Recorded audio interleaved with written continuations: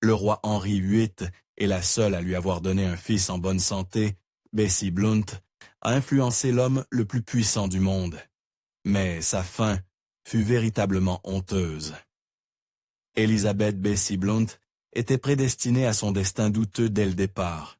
Née vers 1498, dans le comté paisible de Shropshire. Son père, Sir John Blount, était très proche du roi Henri VIII et l'accompagnait même en campagne en France. Mais à mesure que Bessie grandissait, elle commença à gagner l'intimité royale d'une manière très différente. Enfant, une chose était claire pour tous ceux qui la connaissaient. Bessie était une beauté. Elle avait une réputation dans la région comme une femme d'une grande allure. Et bien qu'aucun portrait d'époque n'ait survécu aujourd'hui, elle est souvent décrite avec un teint pâle et vif et une bouche pleine. Quoi qu'il en soit, ses parents avaient l'intention d'exploiter sa beauté pour tout ce qu'elle valait.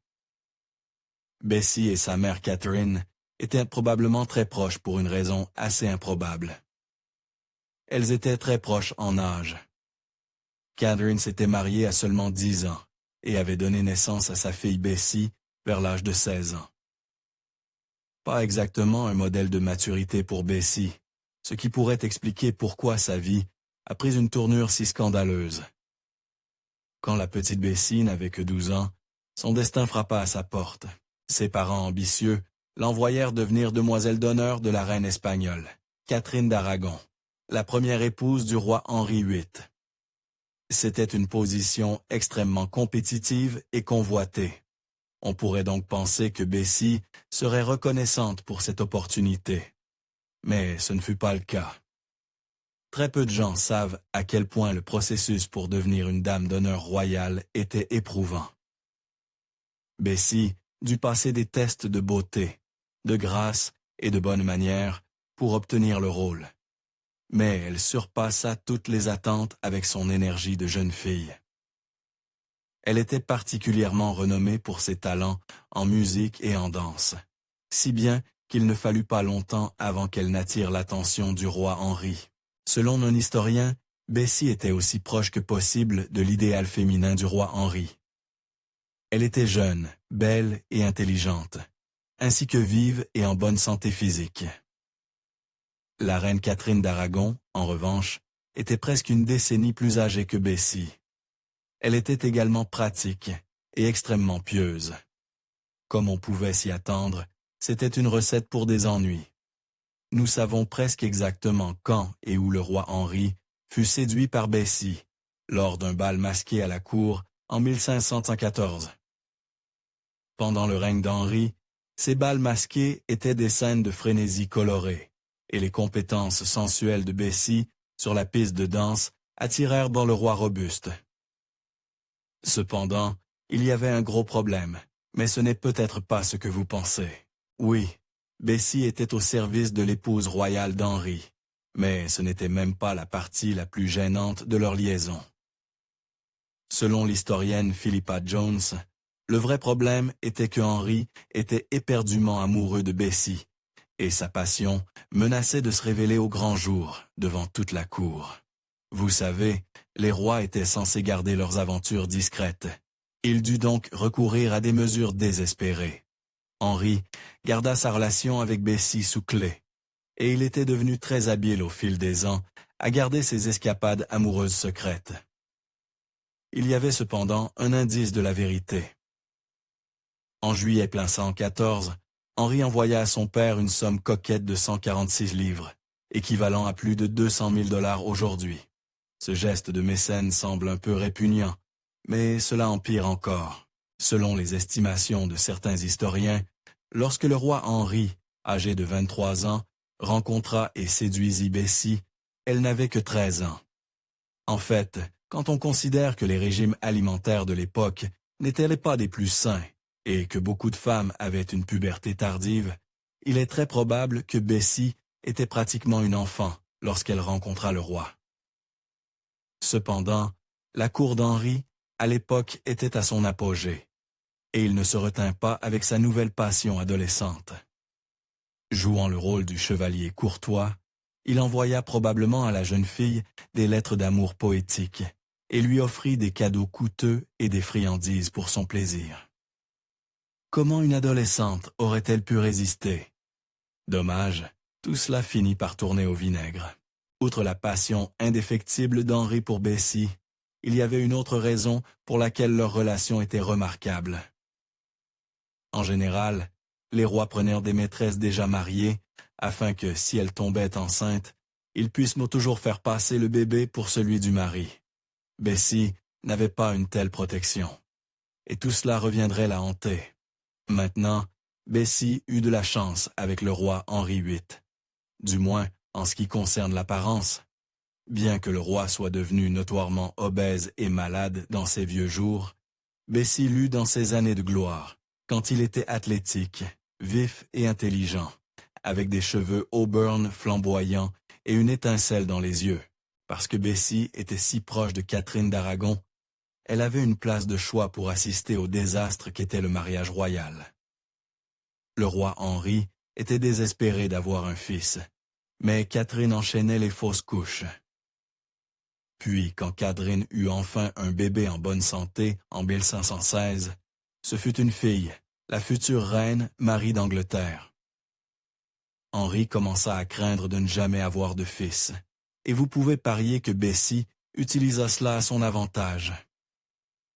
Pendant que Catherine d'Aragon traversait un enfer pour satisfaire Henri, Bessie vivait la belle vie.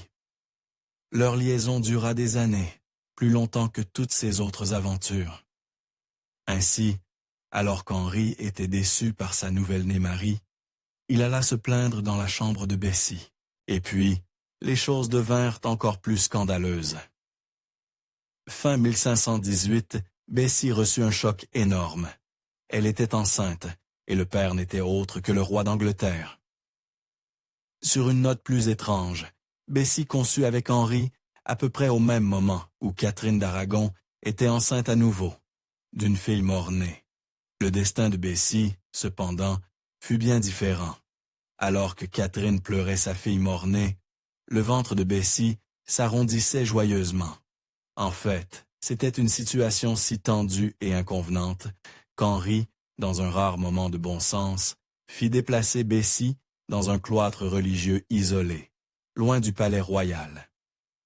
Cela lui permit de se préparer à l'accouchement dans un semblant de décorum. Mais elle ne pourrait pas se cacher éternellement.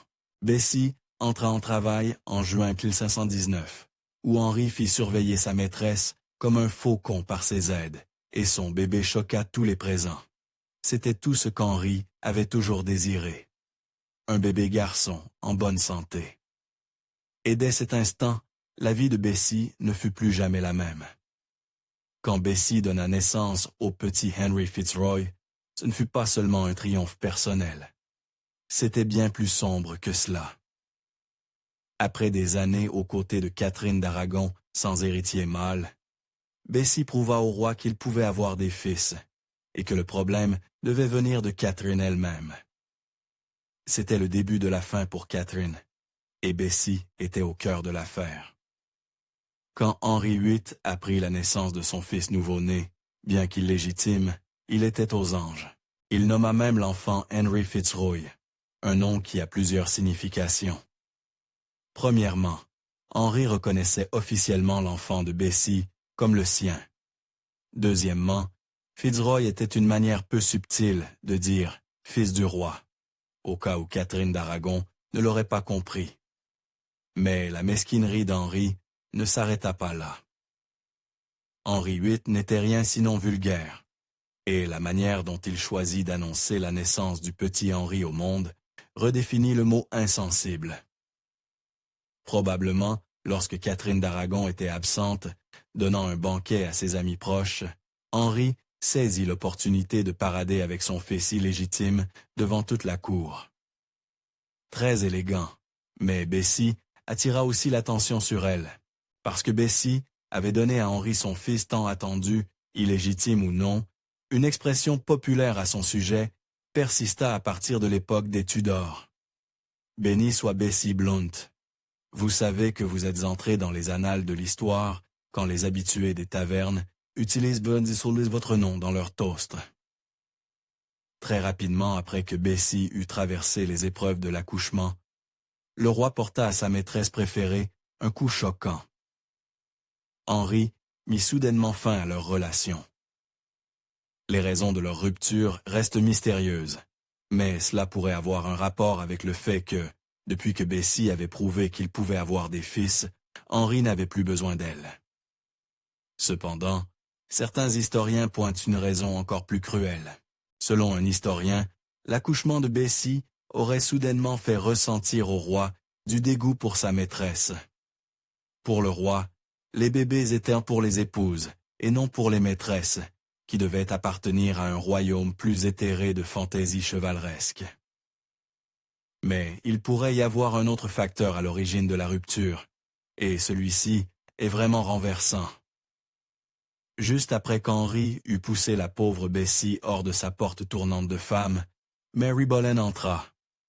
C'est exact. La sœur d'Anne Boleyn devint la maîtresse suivante d'Henri, celui-ci mettant Bessie de côté à cause de son engouement pour cette autre fille Boleyn. Cela ne signifie pas pour autant que Bessie en avait fini avec Henri. Elle trouva juste un chemin très tordu pour revenir à lui.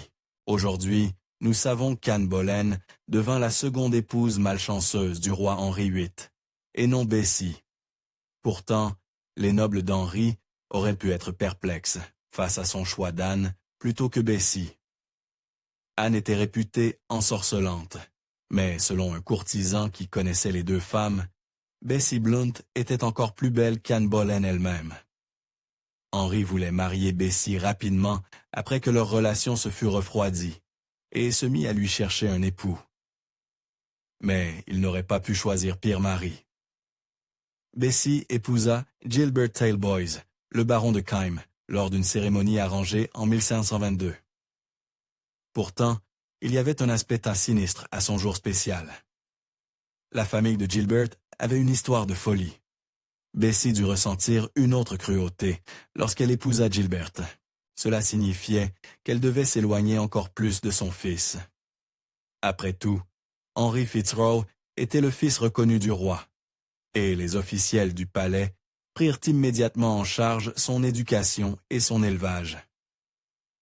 En vérité, Bessie le vit très peu dans les années qui suivirent, et compte tenu de la fin sombre de son fils, c'était une absence qu'elle vint à regretter.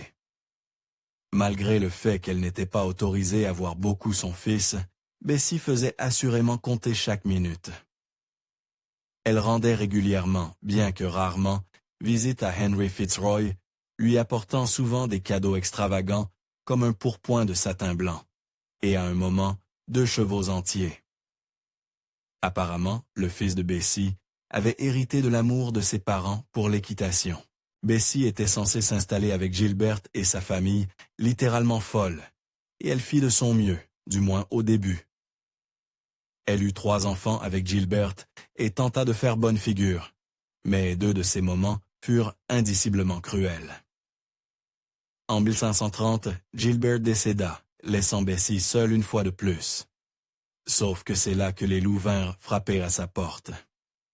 Lorsqu'elle fut veuve, les hommes se bousculaient encore pour la belle Bess, en particulier le puissant lord Leonard Grey. Grey était un vieil homme, de 20 ans l'aîné de Bessie, mais sa famille était très influente, et la plupart des gens le considéraient comme un bon parti. Alors, quand il se présenta à la porte de Bessie avec une proposition, il fut choqué par sa réponse. Bessie avait été la maîtresse du roi d'Angleterre. Elle était la mère d'un enfant royal, et elle connaissait sacrément bien sa valeur. Bien que Lord Grey fût abasourdi, elle l'accueillit chez elle, seulement pour refuser froidement sa bague et ses sacs d'argent. Au lieu de cela, Bessie prit une direction complètement différente dans sa vie amoureuse. La veuve Bessie eut le privilège de se marier par amour, et quel amour ce fut. Elle choisit son second mari, le baron Édouard Fienne, non pas pour son argent, car il n'en avait même pas beaucoup, mais pour son apparence. Bien que, tenez-vous bien, Édouard était au moins 12 ans plus jeune que Bessie. En juillet 1136, le destin frappa à nouveau à la porte de Bessie avec une tragédie dévastatrice. Son fils, avec le roi, Henry Fitzroy, mourut soudainement d'une maladie mystérieuse. Le roi avait en fait préparé le garçon de 17 ans comme possible héritier, et maintenant la Bessie en deuil n'avait plus rien pour l'allier à Henry. Mais il y avait quelque chose d'encore plus tragique dans le décès de son enfant. Bien que les historiens croient généralement que Henry Fitzroy succomba à la tuberculose, son enterrement laisse entrevoir une possibilité plus glaçante. Le roi Henri VIII ordonna un enterrement rapide et minimaliste, et interdit même à Bessie d'assister aux funérailles de son propre fils. Pourquoi tant de secrets? Certains pensent que Fitzroy succomba en réalité à la peste pneumonique, très contagieuse. Quoi qu'il en soit, Bessie ne vit jamais son fils passer dans l'autre vie. Au fil des années loin de la cour du roi Henri VIII, Bessie observa son ancien amant se ridiculiser, divorçant de Catherine d'Aragon, puis épousant sa nouvelle maîtresse Anne Boleyn, avant de la décapiter en 1536. Bessie se sentit probablement soulagée de ne plus être dans ce chaos. Mais cela n'explique pas ses actions suivantes. En 1539, Henri VIII était passé à sa 4e épouse, et il avait choisi Anne de Clèves pour cet honneur douteux. Eh bien, notre Bessie ne put apparemment plus s'empêcher d'interférer, et elle prit une décision étrange.